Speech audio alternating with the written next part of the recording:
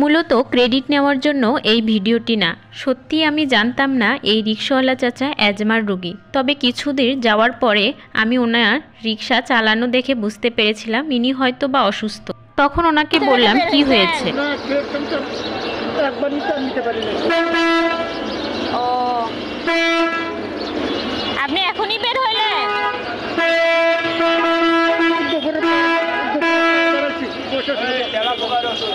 আপনার কাছে কোনো টাকা নাই? যাই হোক, ওনার ভয়েস দেখে হয়তো বা আপনারা কিছুটা হলেও বুঝতে পেরেছেন, তবে শব্দের কারণে বেশি ভালোভাবে শোনা যাচ্ছে না। উনি বলল উনি অ্যাজমার রোগী। আমি বললাম এই শীতে কেন বের হয়েছেন? উনি বলল মা আমি ইনহেলার দেই, তবে একবার দিতে না দিতে শেষ হয়ে গেছে। সঙ্গে আমার অনেক ধরনের কথা হয়েছে, তবে শব্দের কারণে আমি ভয়েসটা দিতে পারিনি। উনি আমার দিকে করুণ দৃষ্টিতে তাকিয়েছিলেন। সে সময়ে আমাকে অনেক খারাপ লাগে, এমন কি যে উনি অনেক মানুষকে রিক্সা থেকে নামিয়ে দিয়েছে, তবুও সাহায্য করেনি। মানুষ কেমন! একমাত্র বইয়ের শিক্ষায় বড় শিক্ষা হতে পারে না, এই আমরা শিক্ষিত জাতি। তবে ওনার কথা শুনে আমি বুঝলাম যে আসলে পৃথিবীর মানুষগুলো কত নিষ্ঠুর। তবে ভিডিওতে দেখতে পাচ্ছেন উনি যে সোজা হয়ে দাঁড়িয়ে নিঃশ্বাসটা নেবে তাও নিতে পারছিলেন না। তবে সেই মুহূর্তে আমি ওনাকে বললাম আপনি কোন ইনহেলার দেন আমাকে, আমি দোকান থেকে আপনার মেডিসিনটা নিয়ে এসে দিচ্ছি।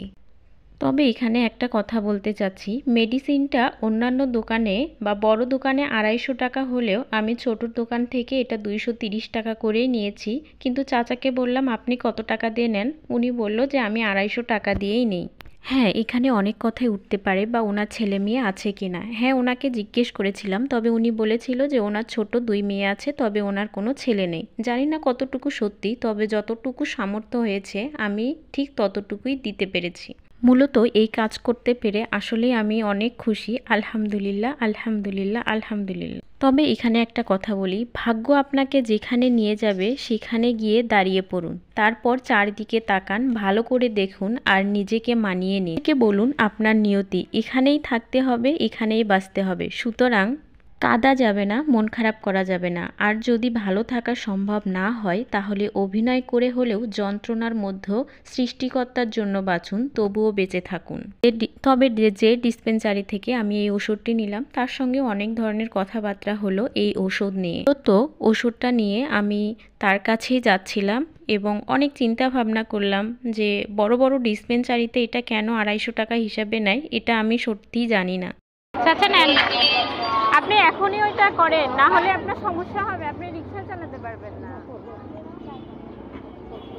ওটা লাগাইতে পারবেন? আপনি পারবেন লাগাইতে? হ্যাঁ, তাহলে হয়ে যাবে। নাই ও, মেয়েরা কি করে? ছোট।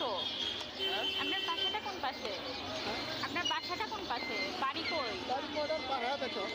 মডার্ন পার হয়ে যেতে হবে।